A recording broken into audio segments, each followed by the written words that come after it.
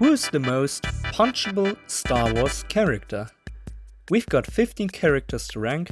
Honorable mentions go to Cyril Karn from Andor, Silicious Crump and Saw Gerrera. Alright, read the tiers, we're gonna start. Rush Clovis. This guy lands in You're Gonna Feel My Fist. While I personally find both his character and arc rather interesting and boring, he does certain things that just make it hard to not wanting to punch him. Betraying Padme not once but twice in the Clone Wars show is insane, and I bet we all felt the satisfaction when Anakin beat some sense into him again in the Banklang story arc. Clovis doesn't land higher though, because for one, he ultimately dies by sacrificing himself in a tragic way, and secondly, because other characters just got an even better punch me face. At last! Where have you been? Even though C-3PO is widely considered annoying, he lands in You Good. Yes, I know that him speaking all time can get on someone's nerves, but let's be real, he can't even fight back if you decide to punch him. Plus, if you really want him to shut up, just turn him off since he's a droid. I don't really see a valid argument on as to why he's punchable. Okay, I know Holdo is a woman, but come on, if she wasn't, you definitely would want to punch her hard. Being one of the main reasons why episode 8 is criticized so harshly, she truly deserved a spot on the list. Her entire fight with Poe stalled every second the Resistance had to act on, which caused things to turn out even worse, even though she was tasked to lead the Resistance after Leia's absence. And then there's the elephant in the room, the Holdo Maneuver. What makes her a short cinematic moment ultimately breaks the franchise's science and is one of the worst decisions ever made. This might be the first hot take on this video, but I would personally have mercy with JarJar Bings.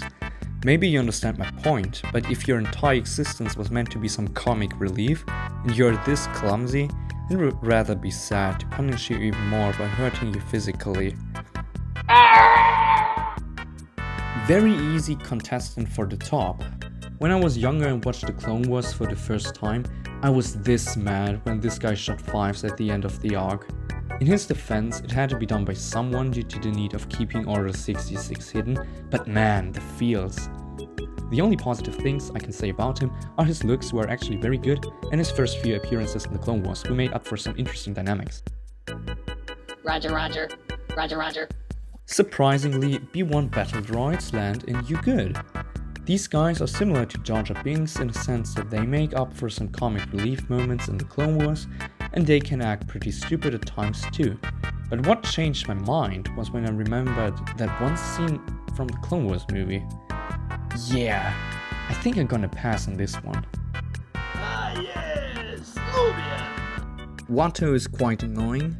If you haven't caught up yet, yes, being an annoying character makes it very likely you will land in one of the higher tiers, and this fully applies to him.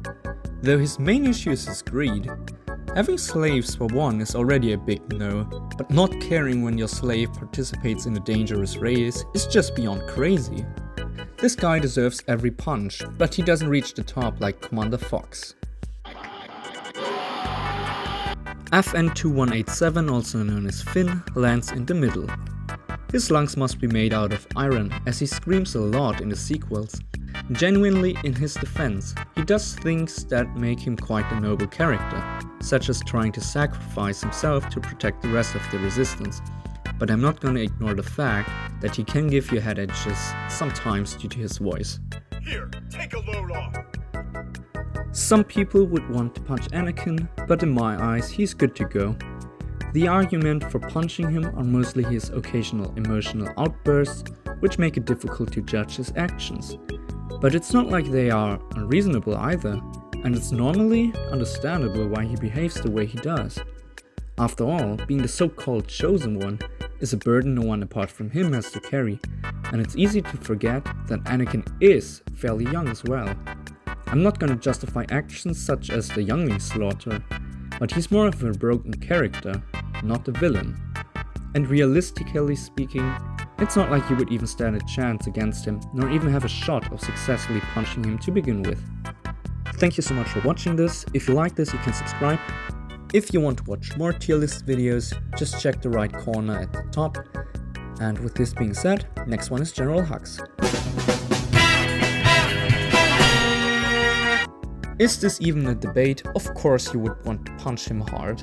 His character went from an actual intergalactic threat with millions of kills to a clown within 2 movies, and when the reveal of him being the spy dropped, you just can't help but laugh.